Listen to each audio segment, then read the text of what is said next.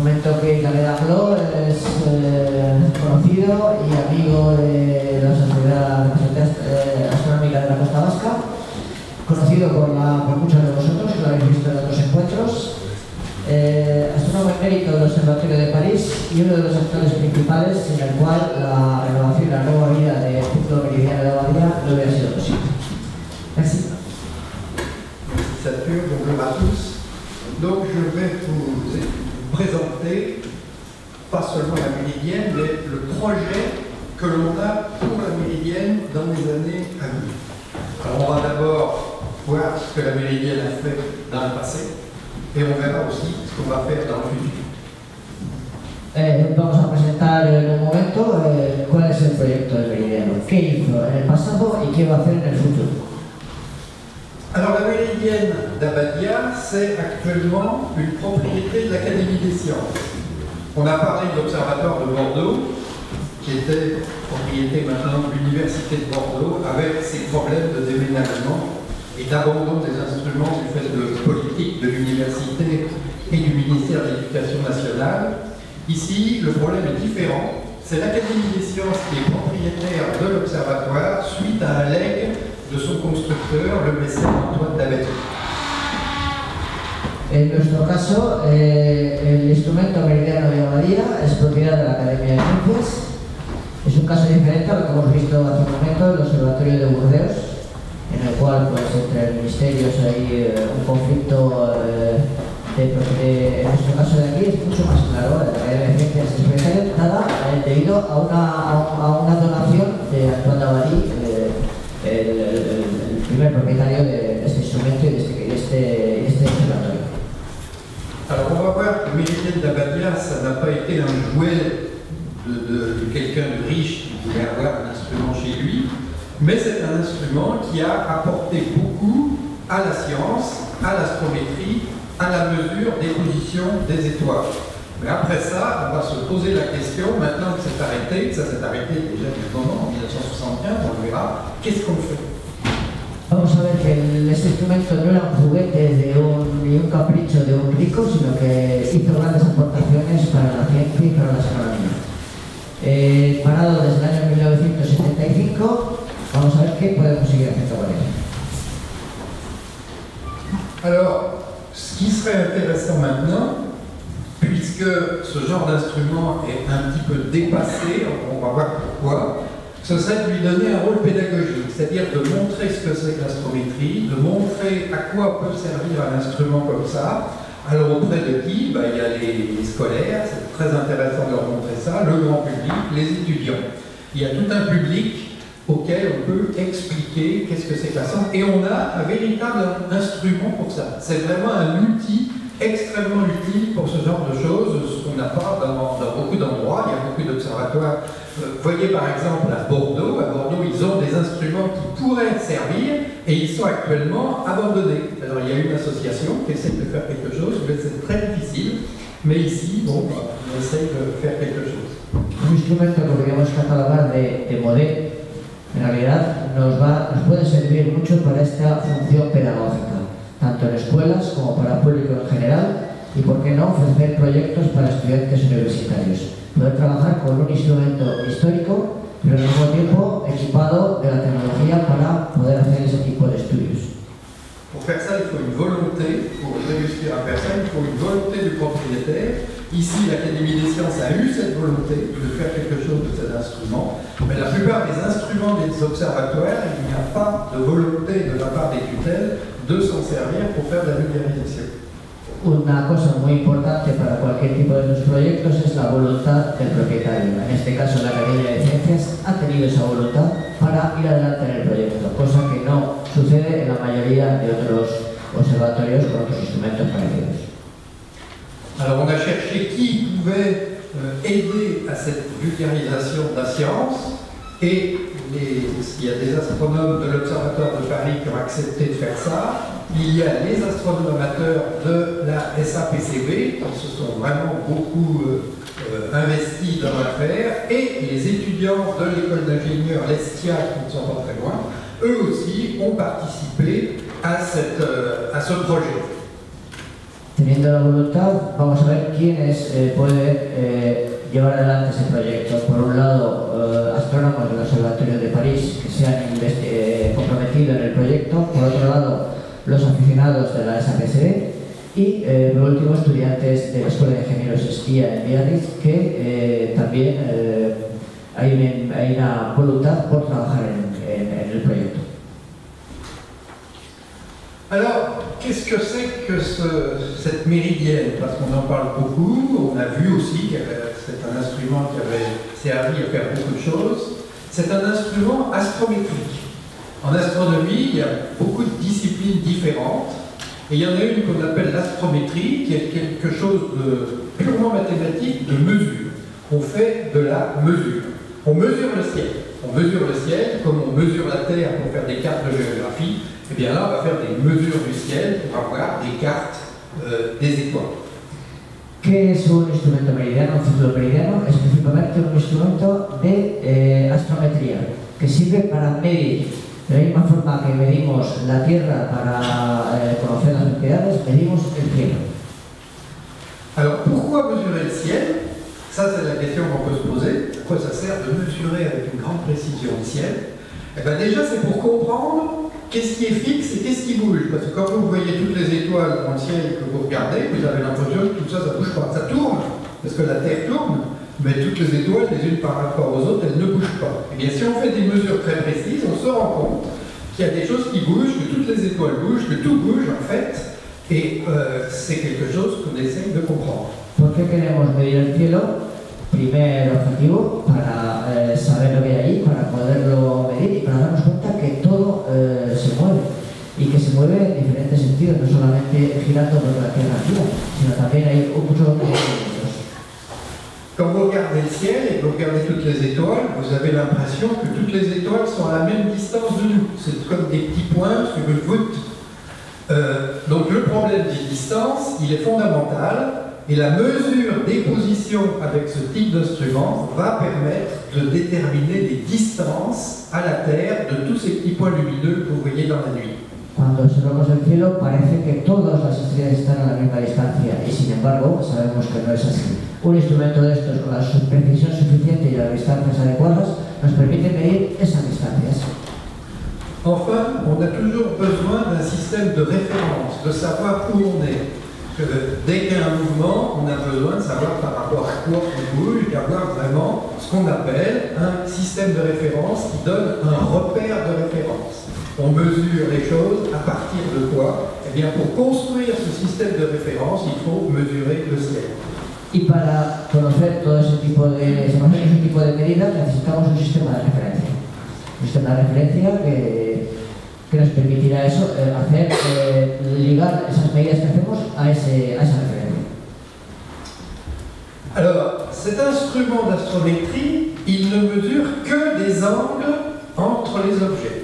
C'est tout. Les distances, il ne les mesure pas. C'est par le raisonnement, en regardant les angles mesurés sur la sphère céleste, que l'on va pouvoir ensuite déterminer des distances. Donc, ce type d'instrument construit des catalogues d'étoiles. Comme on peut faire des listes de villes sur la Terre avec leurs coordonnées géographiques, on va faire des listes d'étoiles avec leurs coordonnées dans le ciel. Es un tipo de instrumento que en realidad no mide una distancia, mide ángulos. Con el razonamiento y el cálculo utilizando esos ángulos podemos llegar a medir las distancias. Mide posiciones, cataloga estrellas, de la misma forma que catalogamos y que sabemos las posiciones de las ciudades y poblaciones sobre la superficie terrestre, conocemos el catálogo de las estrellas en, digamos, la esfera celeste. Alors autrefois, comment on se repérait dans le ciel? On regardait les constellations. On les regarde toujours. D'ailleurs, un astronome amateur dit « Ah, ben Jupiter, il est dans telle constellation si on cherche. » Donc c'est un moyen de se repérer dans le ciel, mais c'est tout. C'est très difficile, c'est pas précis. On dit « Ah, ben c'est dans telle constellation, on voit à peu près où c'est. » Donc ça, c'est ce qu'on faisait dans l'Antiquité, d'où les constellations que l'on a aujourd'hui. En la antigüedad, las constelaciones nos servían para situarnos en el cielo, pero es un sistema de referencia poco preciso. Et aujourd'hui, depuis la Renaissance, on commence à se dire, depuis Tycho Brahe en fait, on commence à se dire, bah non, c'est pas suffisant, il faut vraiment qu'on ait la position de chacune des étoiles exact pour pouvoir faire quelque chose. Et donc on fait des catalogues d'étoiles, comme il en a été fait ici. En el Renacimiento y sobre todo después de Tycho Brahe es cuando nos damos cuenta que de verdad no es suficiente y que necesitamos hacer catálogos de estrellas como los que se han hecho aquí en Abadía. Donc l'astrométrie c'est quoi? C'est la mesure des positions et dont on va déduire les distances. On peut dire que la géométrie et la géodésie mesurent la Terre, l'astrométrie mesure le ciel. La astrometría es la medida de posiciones y distancias. Igual que la geodesia y la geometría miden la Tierra, la astrometría mide el cielo. Alors donc l'astrométrie va permettre de se repérer dans le ciel, mais aussi de se repérer sur Terre. C'est-à-dire quand on fait le point sur un bateau, on va utiliser des étoiles. On utilise le ciel. On va aussi comprendre le mouvement des astres du système solaire qui bougent dans le ciel. Donc ça, il faut mesurer leur position. Finalement, qu'est-ce qu'on fait? On teste, grâce à la mesure, la représentation de l'univers. Quand vous êtes sur la Terre, c'est pas évident de voir la Terre qui tourne autour du Soleil dans la galaxie, etc. Donc, on fait des mesures et on en déduit des représentations de l'univers. Medir, como medimos en la astrometría, nos permite situarnos en la Tierra, situarnos en el cielo, y no solo en el cielo, sino también en la Tierra. Nos permite entender movimientos propios y, lo más importante, al final, testar los modelos de representación del universo siguiendo la interpretación de esos movimientos. Alors voilà, à propos des distances, je vous pose une question. À quelle distance se trouve la Lune quand on est ici? Alors évidemment, vous allez dire, qu'est-ce que je fais? Je prends un bout de ficelle, je vais jusqu'à la Lune, je déroule la ficelle et je mesure la ficelle. Para conocer la distancia a la que queda el monte de la Luna, pues podemos coger un hilo y llevarlo, subir hasta la Luna y saber cuánto mide el hilo ese. Eh bien, en fait, il y a un autre moyen que de dérouler une ficelle, c'est ce qu'on appelle la triangulation. L'être humain a toujours été paresseux, donc il a cherché un moyen de mesurer la distance de la Lune sans avoir besoin d'y aller. Et il a trouvé une méthode qu'on appelle la triangulation. Pero como el ser humano siempre ha sido perezoso, ha preferido encontrar otro método, que es la triangulación, para poder medir esas distancias a objetos inaccesibles, en lugar de desenrollar el hilo.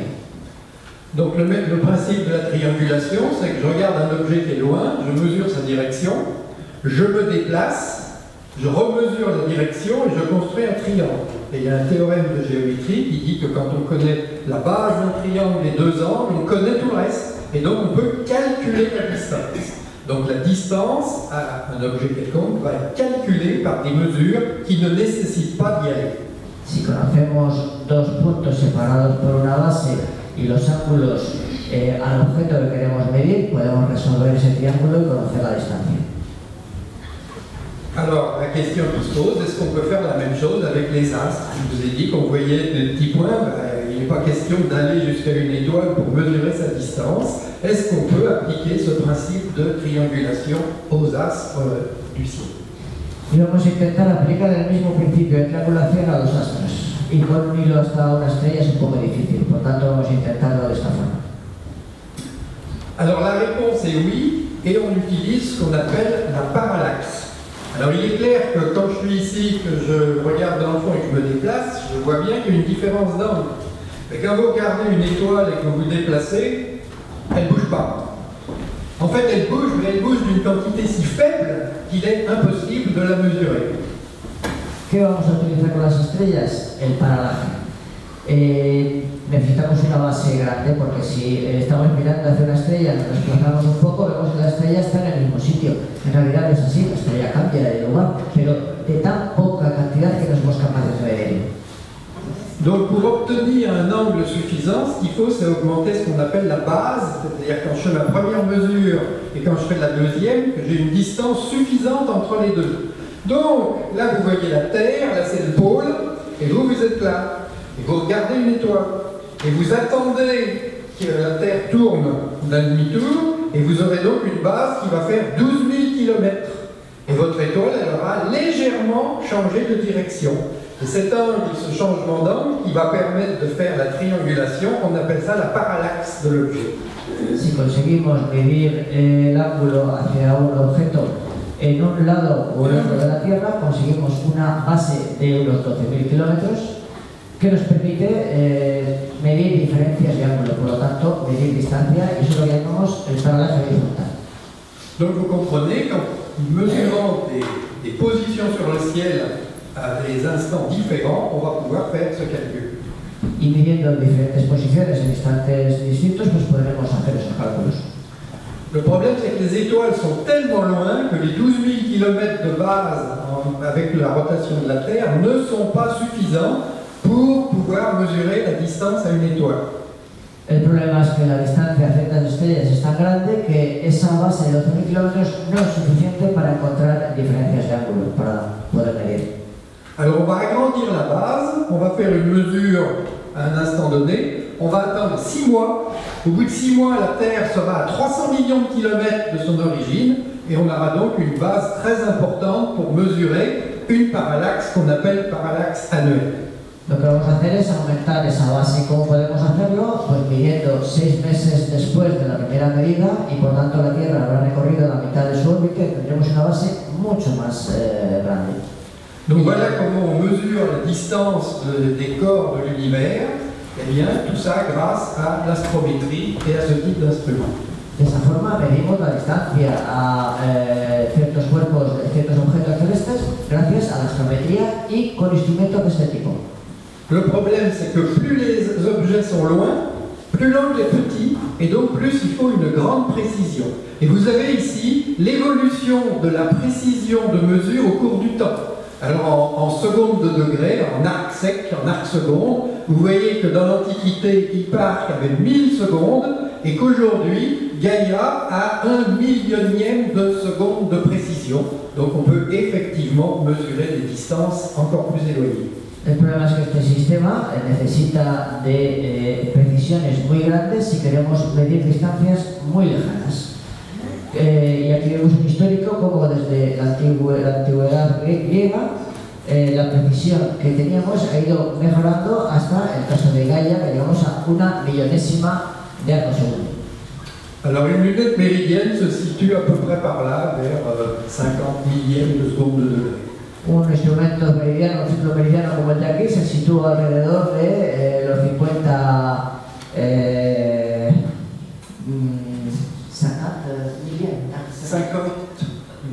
50 masses. De 50 milésimas de arco segundo. Alors le principe de la méridienne, il est assez curieux puisque vous voyez que l'objet ne bouge pas. Il reste, contrairement à un télescope qui va suivre un objet pour faire une mesure, lui, la méridienne ne bouge pas. En fait, la méridienne utilise deux principes. Il y a le premier principe, on va mesurer des angles sur le ciel pour faire de l'astrométrie. Mais il y a un autre principe qui est d'attendre un phénomène particulier pour mesurer l'instant du phénomène, et ce phénomène donne une position. Un ciclo meridiano tiene la capacidad de poder medir utilizando dos astucias, digamos. La una de ellas es la medición del ángulo al objeto, pero la otra también la de medir el tiempo del paso de ese objeto. Donc quand on fait une mesure sur le ciel, on est sur une sphère, donc il faut deux coordonnées, une longitude, une latitude par exemple. Eh bien la méridienne ne mesure pas du tout ça, elle mesure une hauteur, donc vous voyez, la méridienne peut bouger en hauteur, elle va mesurer la hauteur d'un corps sur l'horizon.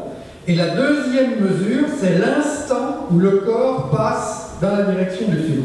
Normalmente, para situar un cuerpo en la esfera celeste, podríamos tener dos coordenadas similares a la longitud y la latitud. Un instrumento meridiano no mide exactamente eso, mide, digamos, la elevación, el equivalente, podríamos decir, a la latitud, pero el segundo característica que mide es el tiempo de paso en un momento preciso. Alors, le temps joue un rôle très important dans la méridienne, pour deux raisons. La première, c'est que la Terre tourne, c'est donc la Terre en tournant qui place les étoiles devant la méridienne. Et la deuxième chose, c'est que les astres se déplacent, donc il faut savoir à quel instant on observe. Y esta medida del tiempo es muy importante, ya que nos permite conjugar los dos fenómenos de la Tierra que gira por un lado y por otro lado los astros en sí se mueven. Alors, le principe d'une mesure sur le ciel, c'est de mesurer sur une sphère céleste. Donc, quand vous êtes n'importe où, vous regardez le ciel la nuit, Vous avez tout simplement une sphère autour de vous et vous avez un pôle. Le pôle, c'est le zénith que vous avez au-dessus de vous. Et puis, vous avez une direction privilégiée qui est la direction du sud, parce que tous les astres se lèvent à l'est, se couchent à l'ouest et culminent dans la direction du sud. Donc la direction du sud, vous la connaissez très bien. Donc ça, c'est ce qu'on appelle un repère local. Si imaginamos que todos los astros están dentro de una esfera celeste, es muy sencillo tomar como referencia el Fénix, por ejemplo, tomar como referencia el sur, y estamos hablando de lo que llamamos un sistema de referencias local. Mais cette sphère, elle est locale, donc si vous avez quelqu'un qui est à 100 km de là et qui fait des observations, il ne verra pas la même chose. Donc il faut que tout le monde se retrouve dans la même sphère qu'on appelle la sphère équatoriale. Et la sphère équatoriale, elle prend le pôle céleste, l'équateur céleste et un méridien d'origine qu'il suffit de définir. Este sistema de referencia local o esfera local cambia según la situación. Nos interesa tener algo que sea común, sea cual sea la situación. Para eso vamos a hablar de una esfera équatoriale. Donc vous avez deux sphères, une locale et une équatoriale générale, et il faut pouvoir passer de l'une à l'autre. Donc on doit résoudre ce qu'on appelle des triangles sphériques, c'est extrêmement compliqué. Para pasar de ese sistema de referencia local al sistema de referencia ecuatorial general, hay que resolver un triángulo esférico, ejercicio matemático que no es nada fácil. Et la lunette méridienne va résoudre ce problème. La lunette elle-même va permettre d'éviter d'avoir à faire des calculs compliqués, tout simplement parce que quand on est dans le plan méridien, c'est-à-dire le plan vers le sud, il n'y a plus de triangle sphérique, il n'y a qu'une seule ligne sur laquelle on ne fait que des opérations simples, comme par exemple la déclinaison est égale à la hauteur sur l'horizon, moins 90 degrés, plus la latitude du lieu. Donc vous voyez que c'est un calcul très simple qui est permis par la lunette méridienne. El ciclo meridiano nos permite hacer esto de una forma mucho más sencilla, ya que al estar situado en el meridiano exactamente, no resolvemos en realidad un triángulo esférico, sino solamente estamos trabajando sobre una línea recta, y con cálculos y fórmulas muy sencillas podemos pasar de ese sistema de referencia local al ecuatorial general. Et pour connaître l'ascension droite de l'objet alors qu'on mesure un instant, eh bien, comme on connaît l'instant du passage, il suffit de connaître la position de la Terre pour savoir quelle est l'ascension droite de cet objet. Or, la position de la Terre à un instant donné est donnée par ce qu'on appelle le temps sidéral local. Las dos coordenadas de declinación y de ascensión recta podemos conocerlas fácilmente, la primera con la primera fórmula de arriba y la segunda gracias al conocimiento del tiempo sideral local. Donc l'avantage de la méridienne est la simplicité du calcul pour obtenir des positions, ce qui n'est pas le cas avec un télescope normal qui nécessite des calculs beaucoup plus compliqués. Resumiendo, con un meridiano podemos hacer unos cálculos muy sencillos para resolver lo que sería muy difícil con un telescopio ecuatorial normal. Alors quand on n'avait pas d'ordinateur, il fallait faire tous les calculs à la main, on a vite compris ça. Et les premiers instruments, le premier instrument méridien, c'est dès 1690, Römer à Copenhague. Como cuando no había ordenadores, hacer todos esos cálculos era realmente mucho más complicado. Y aquí tenemos una imagen de Römer en 1790 utilizando un meridiano en Copenhague. Alors, il y a eu des constructions de méridiens dans énormément d'endroits, puisque à cause de cette simplicité à mesurer le ciel, et voilà des exemples de celui de Besançon, de Nice, de Strasbourg et d'Abadia. Cuatro ejemplos de los múltiples instrumentos meridianos que se construyeron pues debido a esa simplicidad para poder catalogar y medir el cielo. Voilà la liste des instruments méridiens en France. J'ai mis les petites flèches. Quand vous avez une seule petite flèche, ça veut dire que l'instrument existe encore, mais est totalement inutilisable. Quand vous avez deux petites flèches, ça veut dire que l'instrument existe encore, mais pourrait fonctionner. Et quand vous en avez trois, ça veut dire que l'instrument fonctionne. El código de las flechas quiere decir que una sola flecha, el instrumento existe, pero está en un estado completamente inutilizable. Dos flechas existe y podría fácilmente utilizarse. Y tres flechas significa que existe y funciona. Voilà les trois derniers instruments qui fonctionnent ou ont fonctionné jusqu'à récemment dans le monde. C'est Bordeaux, Flagstaff en Arizona et aux Canaries. Tres instrumentos que han funcionado hasta hace bien poco: Burdeos, Canarias y Flagstaff en Arizona. Et le dernier qui fonctionne à Flagstaff, il faut bien penser que c'est la NASA qui l'entretient pour avoir des informations pour piloter les sondes spatiales. Este de Flagstaff, que funciona en Arizona, la NASA es quien lo utiliza para la guía de satélites espaciales. Alors, les instruments méridiens n'ont pas besoin d'une coupole comme un instrument classique. Comme ils regardent seulement dans la direction du sud, il suffit d'ouvrir juste une petite tranche de ciel pour pouvoir voir juste dans la direction du sud. Donc vous voyez, tous les bâtiments s'ouvrent comme ça, et ils se coupent en deux, c'est assez amusant de voir ça.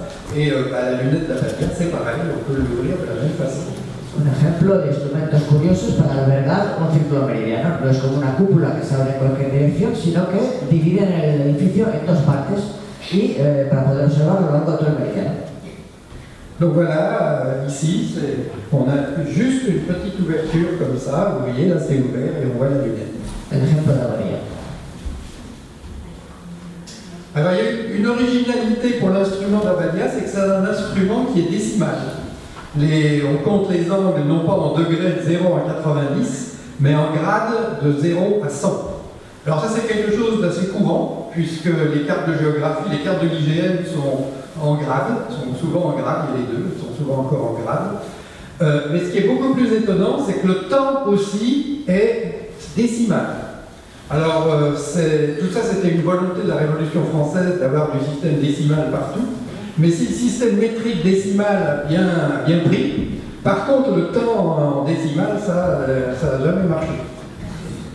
Dos particularidades de Abadia es el uso del sistema decimal en todas sus medidas, tanto en la medida de ángulos, en lugar de ángulos sexaximales, ángulos centesimales, lo cual se ha extendido en muchos sitios, hay muchas cartas que están hechas así, pero la otra particularidad es la medida del tiempo. La medida del tiempo del sistema decimal también.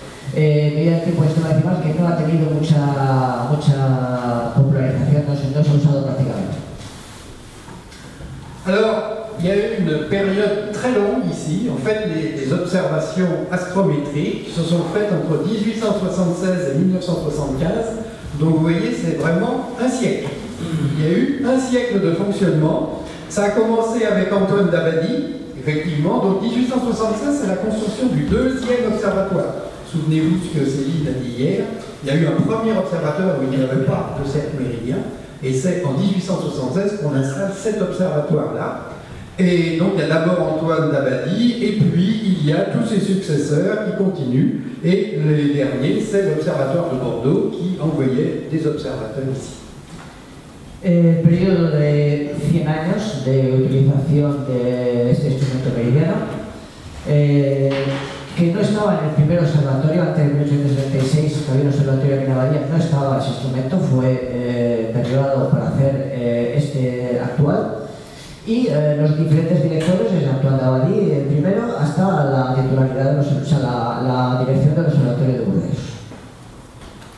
Alors les résultats scientifiques, ce sont des catalogues d'étoiles. Donc vous voyez tous les catalogues qui ont été publiés par Abadia. Donc vous voyez, depuis des catalogues, alors vous voyez le nombre d'étoiles qu'il y a dans chaque catalogue. Et vous voyez là-haut un mot de remerciement et de félicitations pour les très bonnes mesures faites à Abadia. Una lista de los diferentes catálogos que se han hecho en Abadia con el número de estrellas de cada uno de ellos, sus fechas, y un agradecimiento por la contribución de Abadia al mundo de la astronomía. Alors il faut dire qu'on n'observe pas toutes les étoiles du ciel, on n'observe que les étoiles qui sont visibles depuis Abadia. Donc toutes celles de l'hémisphère sud, évidemment, on ne les observe pas. C'est donc des catalogues partiels, mais chaque observatoire va publier le catalogue des étoiles qu'il voit depuis son site. Una observación, evidentemente, son catálogos de los objetos observados desde Abadia. No puede haber objetos del hemisferio sur, por ejemplo. Alors, en 1975, les observations s'arrêtent. La première raison, c'est qu'on l'a entendu dans l'exposé précédent, on automatise l'instrument de Bordeaux qui va passer de quelques étoiles observées chaque nuit à des milliers. Donc évidemment, on a moins besoin d'instruments à cette époque et on ne va garder que Bordeaux et on va arrêter à Abadía. En 1975 se terminan las observaciones en Abadía.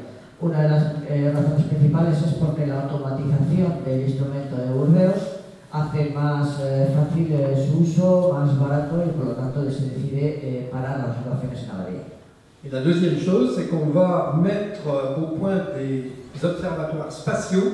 On va donc envoyer d'abord le satellite Hipparcos et plus récemment le satellite Gaia qui vont mesurer les étoiles du ciel avec une précision bien meilleure que depuis le sol. La segunda razón es la utilización de satélites como Hipparcos y Gaia, que nos van a dar unos catálogos mucho más precisos. Alors Gaia, j'en dis deux mots, mais cet après-midi vous aurez plus de détails sur Gaia. Il faut dire une chose, c'est que Gaia et Abadía fonctionnent de la même façon. C'est un système de balayage. Je vous expliquerai tout à l'heure qu'est-ce que c'est que ce système de balayage, mais c'est la même chose. Et pourquoi ils fonctionnent tous les deux par balayage? Parce que ça donne une bien meilleure précision que par tout simplement par imagerie. Voilà, donc c'est pour ça. La rotation du satellite Gaia assure le défilement du ciel. Pour Abadía, c'est tout simplement la rotation de la Terre qui assure le défilement du ciel.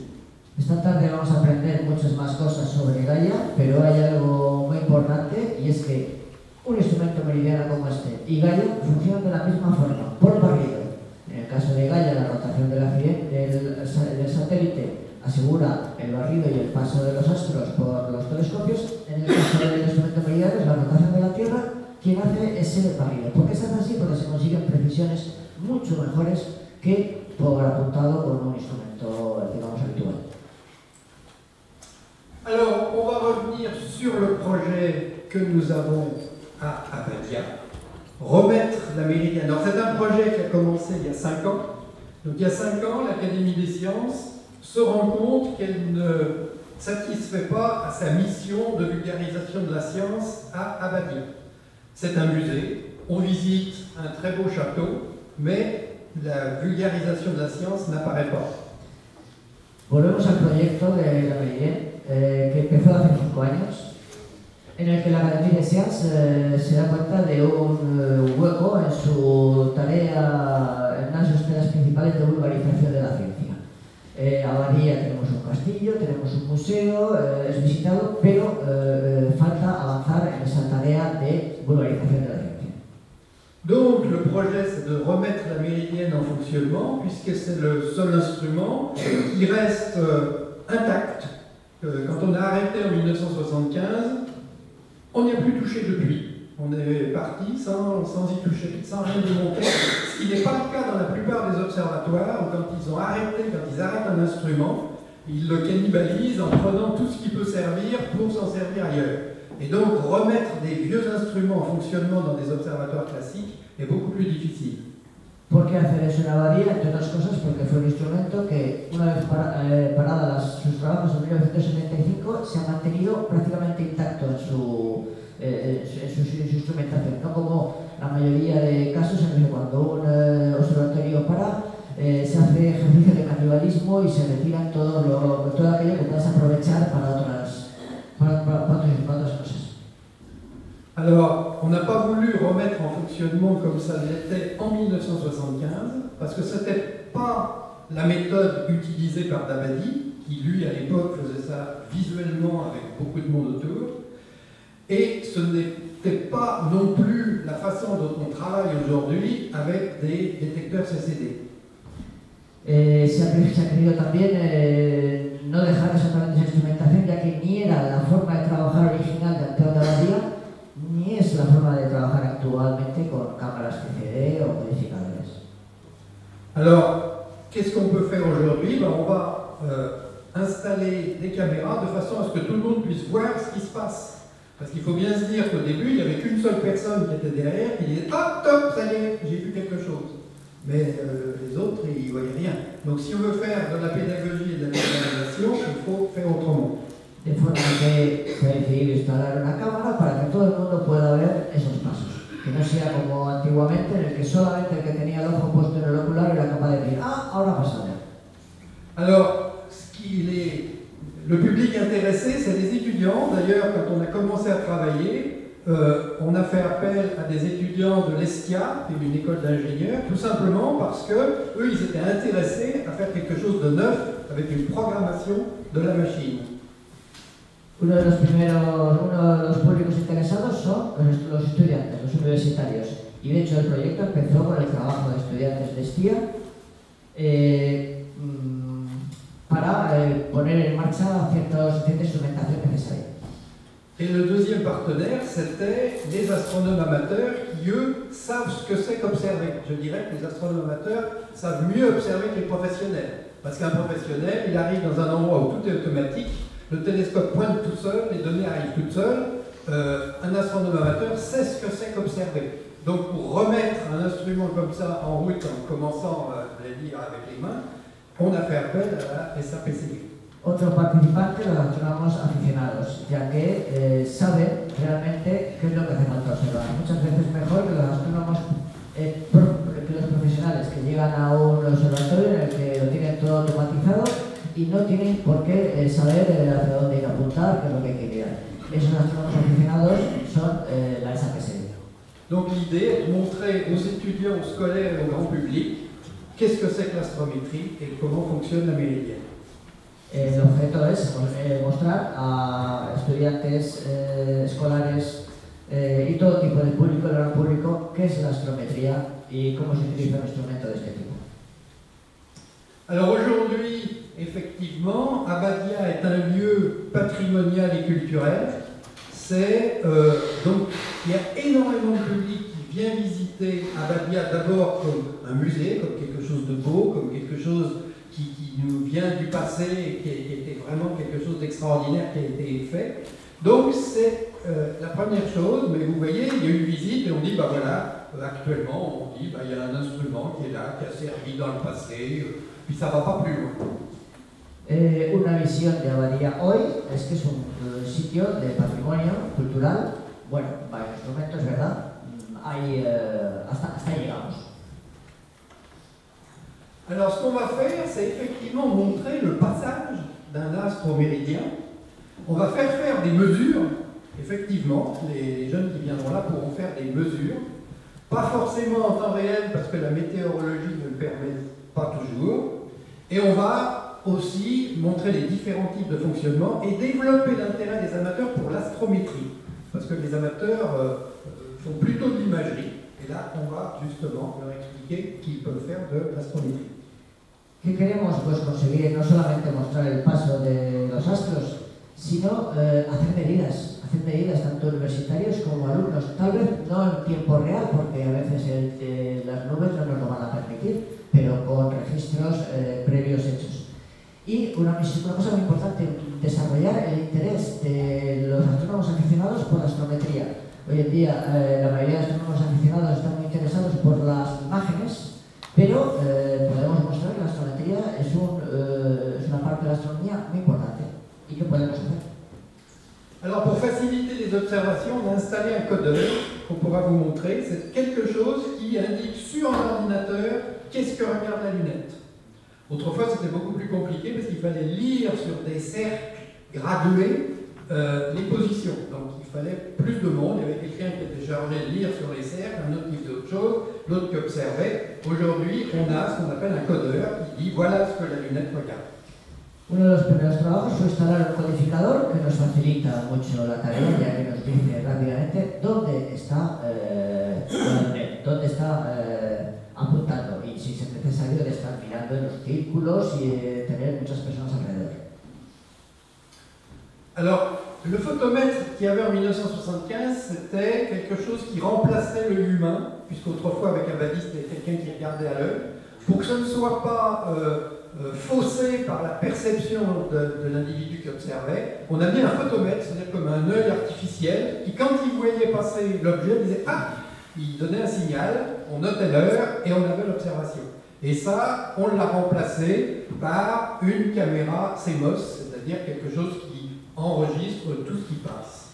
Cuando se pararon los trabajos en 1975, lo que había instalado en el foco era un fotómetro. No era exactamente el mismo instrumento, el mismo ocular que usaba Antonio Abadía, evidentemente. Esto servía para dar una señal y en ese momento saber conocer el tiempo del paso del astro. Que hemos hecho nosotros, reemplazarlo por una cámara CMOS. Alors, comme je vous l'ai dit, ce sont les étudiants de l'ESTIA qui ont fait la programmation de la lunette. Et aujourd'hui, la lunette fonctionne grâce aux programmes qui ont été faits. Et on peut dire, voilà, à telle heure, on va voir tel objet, on incline la lunette dans la bonne direction, on attend et on va passer l'objet. Aquí vemos dos estudiantes de la Escuela de Ingenieros de Estia que instalaron ese codificador y el programa para poder hacer la lectura, además de ver un software SPSB que se ha ocupado de la instalación de la cámara. Alors en conclusion, sur cette notion d'astrométrie sur la lunette, l'astrométrie c'est une technique qui est facilement accessible aux amateurs, il n'y a pas que les professionnels qui peuvent faire ça. Alors l'instrument méridien, il a un fonctionnement très particulier qui va pouvoir aussi permettre de construire de très grandes images. Donc tout à l'heure, on va vous montrer ce qu'observe la lunette. J'essaierai de vous expliquer ce qu'on voit, qu'est-ce que c'est, comment on s'en sert. Mais effectivement, il y a une possibilité d'avoir de très grandes images. Et la méridienne d'Abadia, on va s'en servir pour faire cette vulgarisation d'une science astronomique très spécifique, l'astrométrie. C'est quelque chose dont on parle pas très souvent, sauf maintenant, quand on évoque Gaïa, effectivement, il y a une grosse partie astrométrie dans ce projet. Como conclusión en el proyecto, la astrometría es accesible a todos, para los aficionados. Nos permite un instrumento de este tipo hacer una serie de imágenes muy anchas, digamos, una serie de bandas de imágenes que después nos mostrará Johnny Garlow cómo se podrán hacer. Y por último, lo que pretendemos es que permita popularizar el uso de la astrometría como una técnica de astronomía desgraciadamente no muy conocida en el sector de los aficionados. Alors, les premières observations qu'on a pu montrer à tout le monde, c'est la nuit dernière, hier soir, on a eu la chance d'avoir un temps magnifique et on a pu observer. Alors, il y a eu d'autres observations avant. Donc maintenant, on va vous montrer des observations, mais avant cela, je vais répondre à vos questions. La première...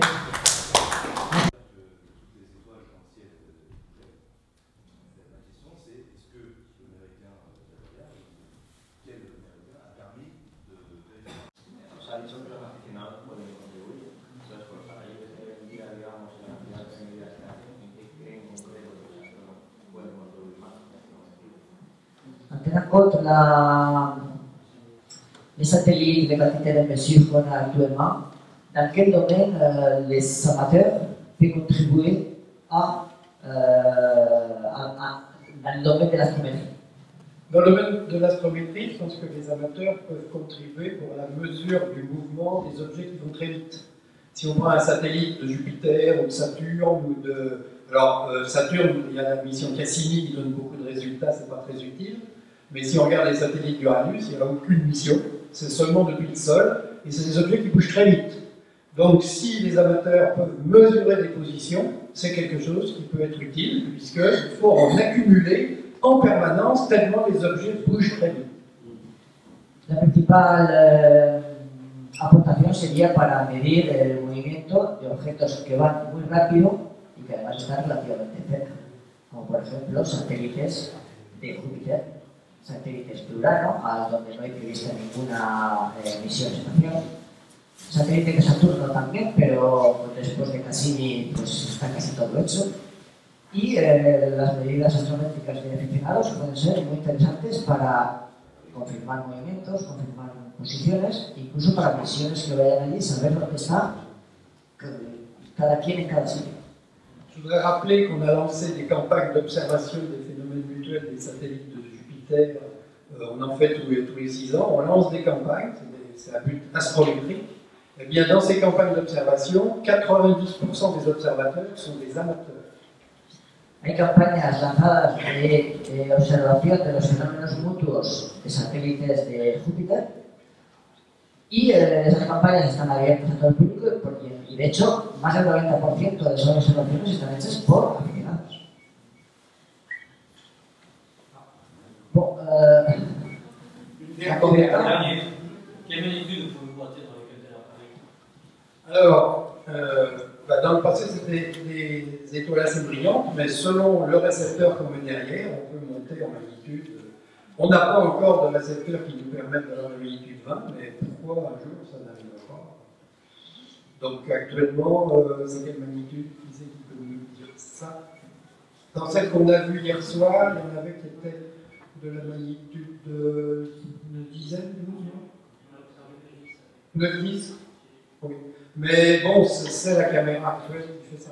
On peut avoir des caméras beaucoup plus sensibles. La pregunta es hasta qué magnitud podremos llegar. Todo depende, evidentemente, del instrumento que pongamos detrás, de qué tipo de cámara. Y actualmente estamos observando objetos de esta magnitud 10 aproximadamente. Est-ce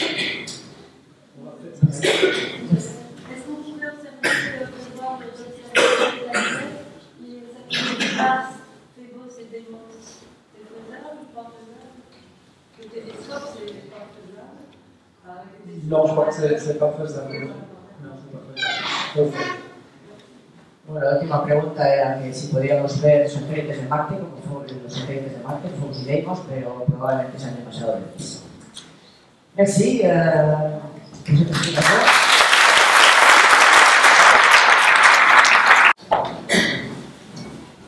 L'heure de l'inauguration de la méridienne, du réveil de la méridienne, en fait, est arrivé. Donc, moi, au nom de l'Académie des sciences, pour Madame Adler, je suis ravie d'ouvrir cette cérémonie d'inauguration. Je voudrais dire que cette aventure, elle n'arrive pas toute seule comme ça, elle s'inscrit dans une continuité. Cette continuité, bien sûr, on la doit d'abord à Antoine Dabadie, qui, avec sa demeure, son manoir irlandais, son etche basque, son château observatoire, signe avec Abadia une œuvre incarnée, une œuvre organique, dans laquelle il traduit tous les axes de la vie, de sa vie, qu'il a voulu traduire. Et c'est pas pour rien, donc Abadia et Dabadie, en fait, on est dans une quasiment éponymie, enfin, c'est une œuvre éponyme. Abadia est chargé de poursuivre son œuvre, de poursuivre la mémoire de sa vie, une œuvre testimoniale, on appelle ça comme ça.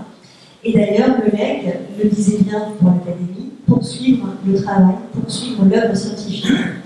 Et ensuite, cette continuité s'inscrit dans des aventures humaines qui se succèdent, on l'a vu à travers les observateurs, directeurs, prêtres, puisqu'on est dans la maison d'un homme de science, mais aussi d'un homme de foi. Et puis un jour, l'aventure semble s'arrêter. Et puis c'est formidable parce que dans les années 90, en 96 exactement, à la faveur de la nomination d'un secrétaire perpétuel, Jean Vercourt, on va avoir entre guillemets un autre papa. Parce que lui, il va tout à fait comprendre, il va tout à fait cerner la richesse et l'exceptionnel patrimoine et potentiel qui existe dans Abadia.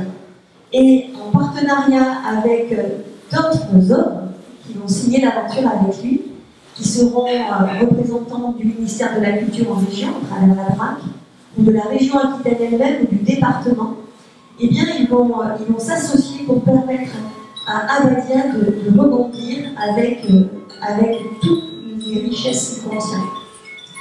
Et donc, ils vont préparer une fusée, qu'ils vont lancer en 98. Cette fusée, elle aura plusieurs étages. Le premier étage, c'est effectivement de réinscrire Abadia dans ses valeurs architecturales, artistiques, patrimoniales.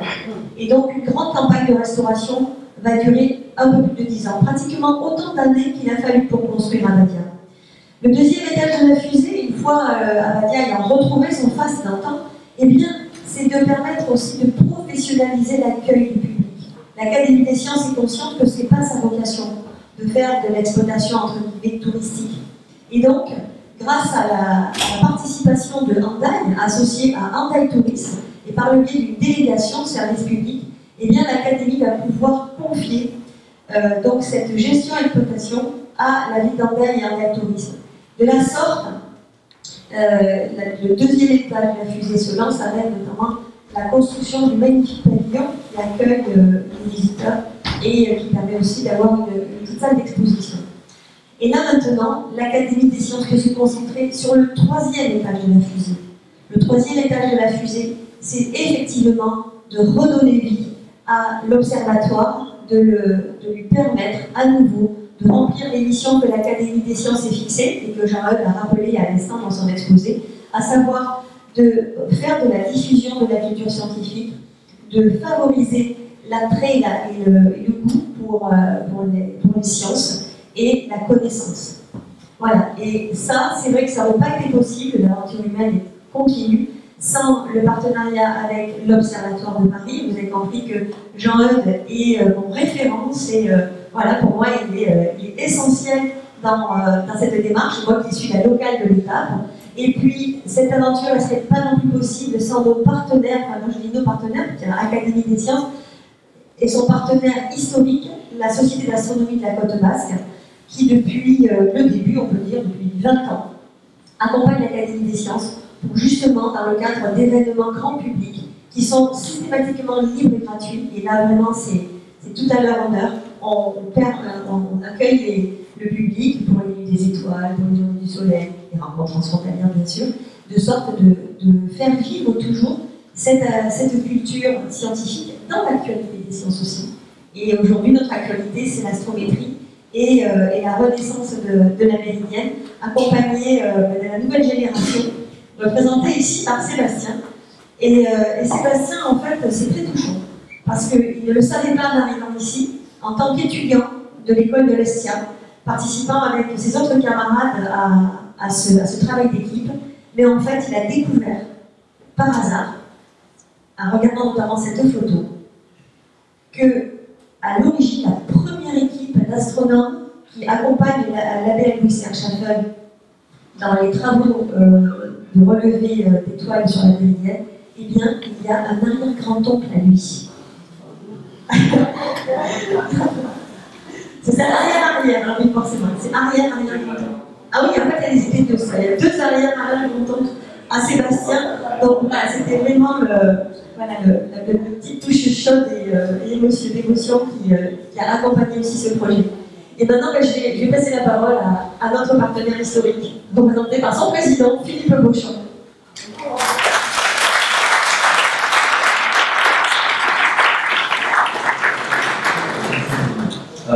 Voilà, l'association d'astronomie populaire de la Côte Basque existe depuis maintenant 41 ans.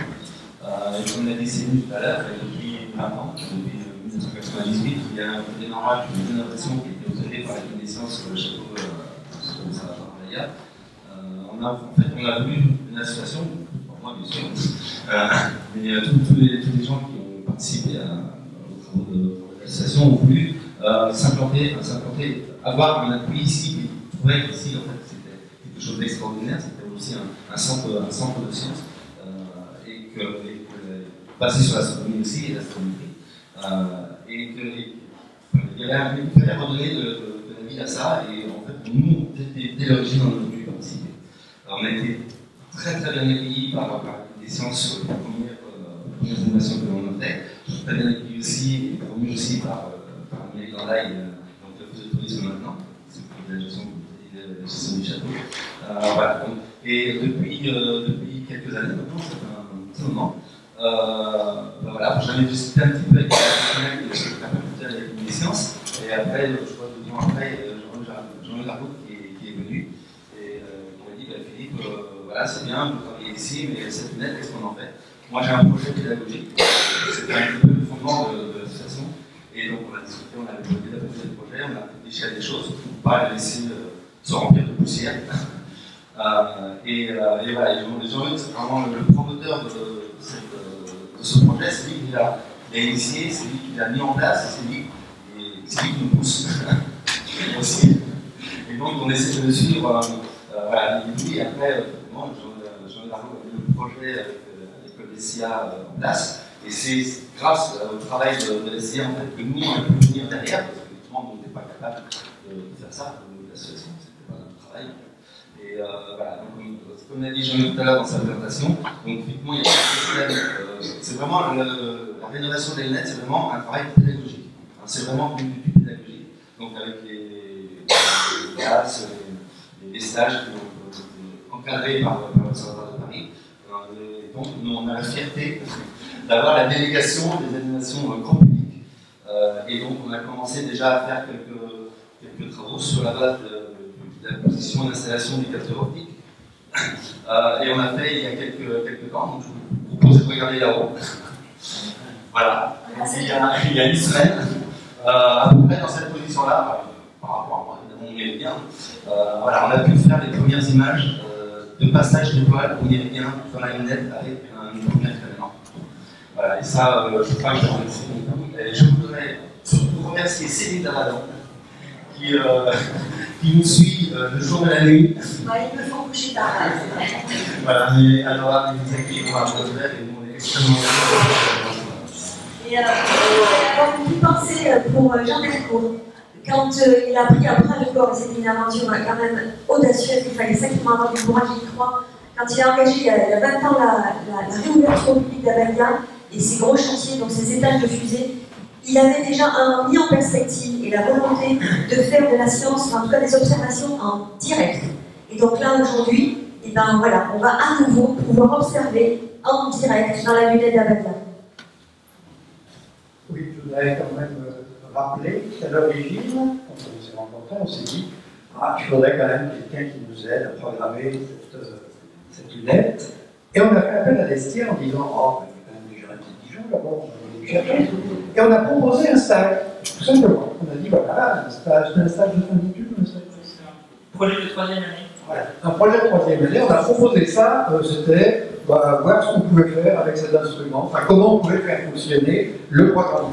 Et effectivement, on a eu une équipe de plusieurs jeunes qui ont fait leur stage, et ça a très très bien marché. D'ailleurs, tu as peut-être dit quelques mots sur ce que vous avez vu, comment ça vous a... comment vous avez perçu ce stage qu'on vous a proposé? Peut-être juste vous présenter un peu mon contexte. C'est des partenaires extérieurs, des entreprises, des porteurs de projets qui ramènent des projets à l'ESIA avec des élèves ingénieurs et qui sont là pour travailler en petits groupes, en petits comités, sur ces projets qui sont finis. Donc en fait, on choisit dans une grande banque de données, dans une grande banque de projets que le projet sont de porter. Et puis après, on rencontre ces entreprises-là pour résoudre leurs petits problèmes. Et donc dans ce cadre-là, on a eu le projet porté par l'Académie des sciences et par le château d'Abalia et l'Observatoire de Paris, de remettre en état la lunette méridienne ici présente. C'est un petit projet dans un peu d'électronique et d'informatique qui a été mis en place avec les trois autres compatriotes. Je vais peut-être donner leur nom du coup. Victor Chalour, Hélène Escafit, Alexis Salavéry et moi-même, Sébastien Leroy. Et donc ce projet, on l'a porté pendant 6 mois et à terme, on a fourni un codeur et une suite logicielle qui permettait de récupérer les données de ce codeur-là et de pouvoir faire des observations. Voilà.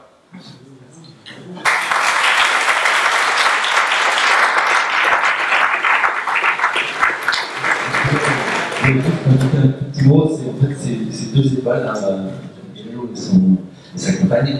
Je voulais dédier à Martine Teccia. Il y a Jérôme Delagrerie, dont on a parlé tout à l'heure, c'est quelqu'un qui a travaillé aussi bien sur le centre de Bordeaux, un peu vrai, et sur Abalia. Donc je tiens au courant un petit peu des évolutions, etc. Et donc là, il n'a pas pu être là aujourd'hui. Mais franchement, vraiment, on dit c'est ces 2 étoiles.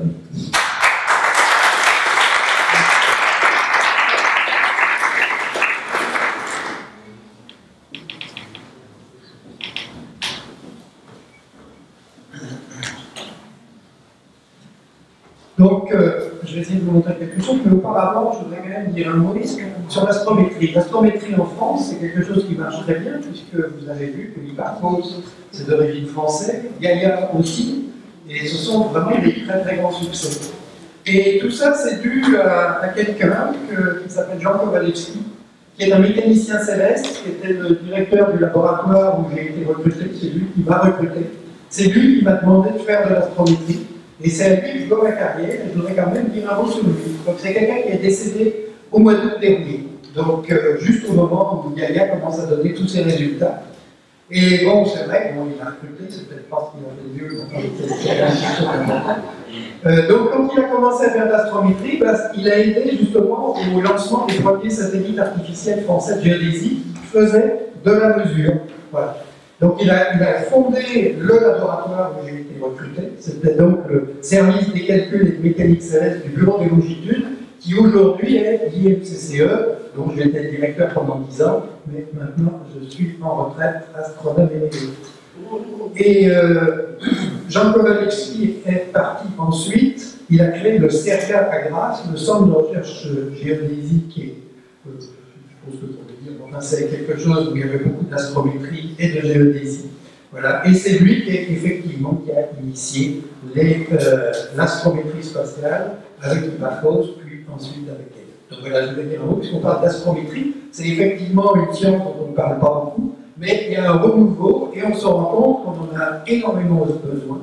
Et Gaïa, justement, n'est plus considérée comme une mission exclusivement astrométrique, tellement les astrophysiciens se sont rendus compte de l'importance de l'astrométrie dans leur mesure. On ne peut pas comprendre l'univers, on ne peut pas comprendre, on ne peut pas se faire de représentation de l'univers sans l'astrométrie qui est la base fondamentale de tout le reste de l'astronomie. Voilà, donc je voulais dire ça sur l'astrométrie. Et maintenant, on va vous présenter une observation méridienne à Abydos. Alors, une observation méridienne, c'est quoi? Vous regardez le ciel, vous avez plein d'étoiles, et le ciel, il défile tout simplement parce que votre lunette est fixe. Quand vous avez votre télescope que vous installez, si vous ne démarrez pas de moteur, vous regardez, hop, l'étoile s'en va tout de suite. Vamos a ver lo que significa una observación con la meridiana y vamos a ver desfilar estrellas, porque en nuestro caso el telescopio está fijo. Voilà, alors qu'est-ce qu'on fait si on veut mesurer une étoile? On met la lunette à la hauteur de l'étoile et puis on attend. Alors l'étoile, quand on la voit arriver, effectivement, elle est dans l'axe, on a ce qu'on appelle le méridien, le plan méridien d'Abbadia, et on voit notre étoile qui arrive comme ça. Si queremos ver una estrella, situamos nuestro ciclo meridiano a la altura indicada y esperamos a que la estrella pase por el meridiano. Et donc le but, c'est de dire à quel instant l'étoile traverse le méridien. Vous voyez que ce n'est pas évident, une question de précision, quand c'est que ça se passe, et la hauteur au-dessus de l'horizon que l'on observe. Donc voilà. Si conseguimos marcar precisamente en qué momento pasa por el meridiano, cosa que no siempre es fácil, y la altura a la que está, tenemos catalogadas las estrellas. Donc voilà ce que vous voyez là, c'est ça. Voilà, l'étoile. Donc c'est un Pyréo, une étoile double comme ça, et que l'on voit passer devant au méridien d'Abbadia. El Pireo pasando por el meridiano de Abbadia. Donc c'est quelque chose qui bouge, hein. On ne fait pas d'imagerie, c'est vraiment, on observe un mouvement. Et vous voyez qu'il y a toutes les étoiles qui sont autour, qui arrivent, elles aussi évidemment, qui vont toutes passer. Donc si on attend très longtemps, on voit défiler comme l'étoile. No es una imagen fotográfica, sino una película, algo que se mueve. Y con todas las estrellas más pequeñas en menor magnitud que están alrededor.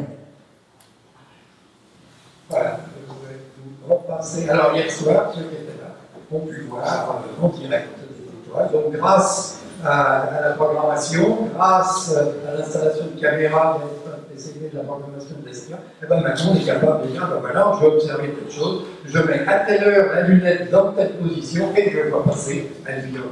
Alors de toute façon, on peut toujours passer des étoiles, mais on a quand même intérêt à savoir de quelle étoile il s'agit, sinon ça sert à rien.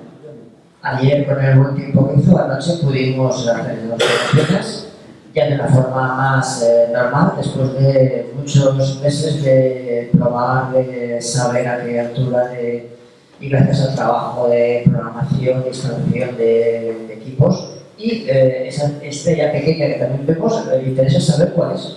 Porque si no sabemos cuál es, no, tampoco nos sirve verla pasar.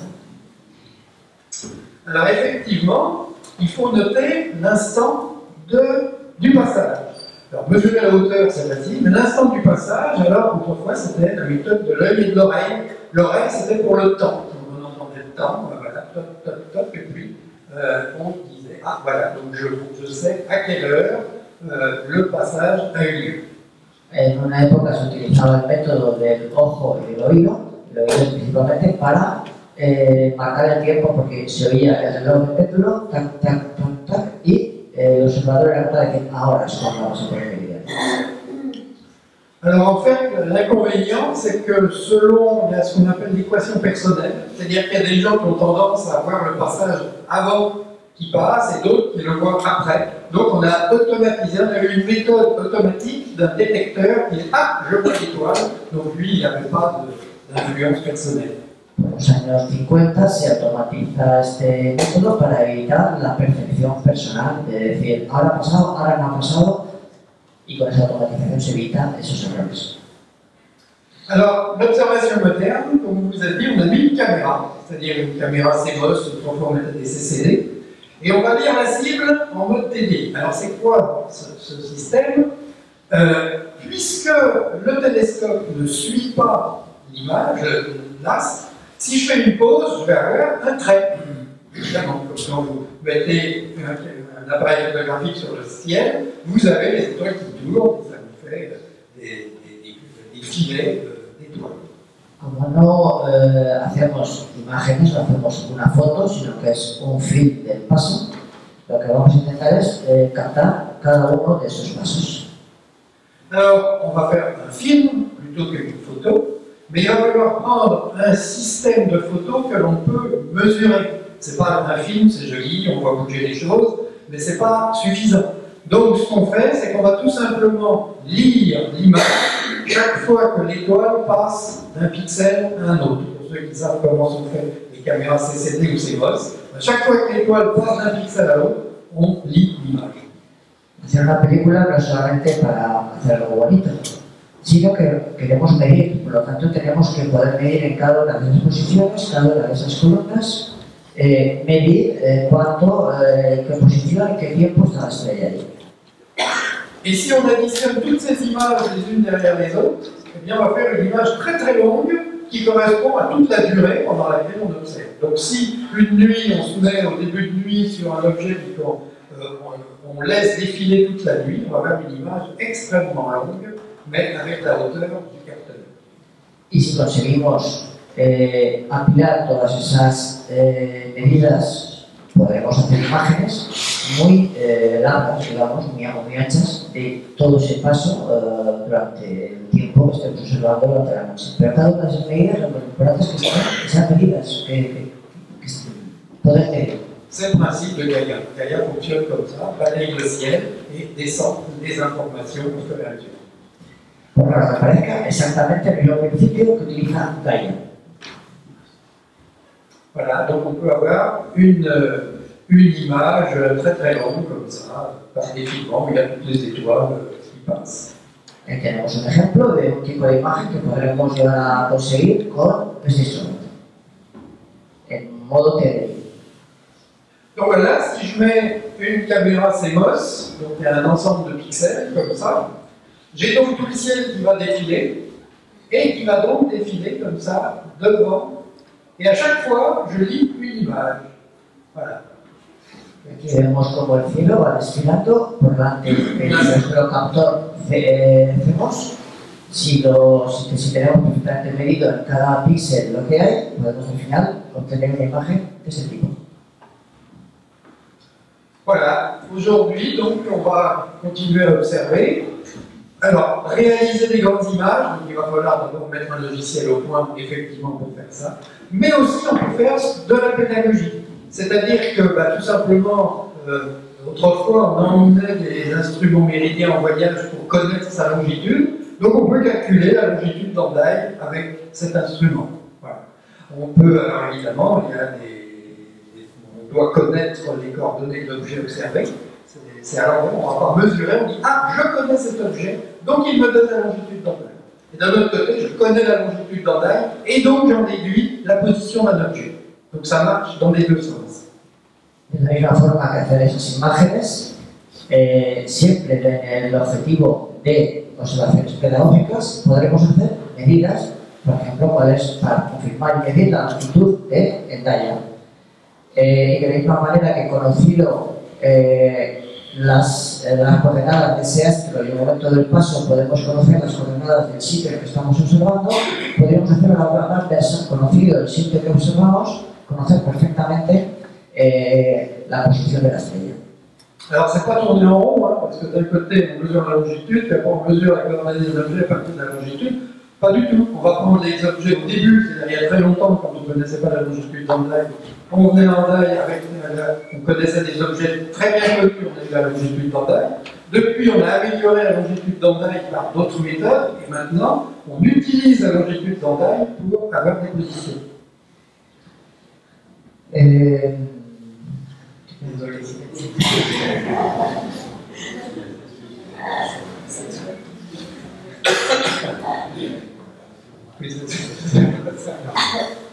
Oui, ce que je veux dire, c'est que quand on mesure une coordonnée, on va utiliser la longitude d'Andaï.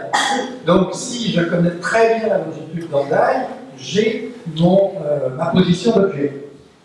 Es otra forma de decir lo que ya habíamos hablado de cómo conocer, podemos conocer la longitud de Gaia perfectamente si conocemos el astro, pero también si conocemos perfectamente nuestra posición, poder medir esa longitud. Mais si je suis dans un endroit où je ne connais pas bien la longitude et que je connais très bien la position d'une étoile, je vais observer l'étoile et je vais en déduire ma longitude. Si me desplazo a otro lugar donde no sé exactamente dónde estoy, porque se habla de la navegación, por ejemplo, puedo, conociendo la posición del astro y midiendo los ángulos hacia ese astro, saber exactamente dónde estoy. Voilà, donc en conclusion, c'est un instrument très simple qui a été fait justement pour être simple. Donc, profitons-en. Elle montre bien comment on mesure le ciel. C'est un outil pédagogique qui montre bien comment il va falloir se débrouiller avec la sphère céleste pour la mesurer. Et elle permet d'accueillir des étudiants, des amateurs, des scolaires, du public. Et on lui souhaite maintenant une longue vie, encore un nouveau siècle d'observation.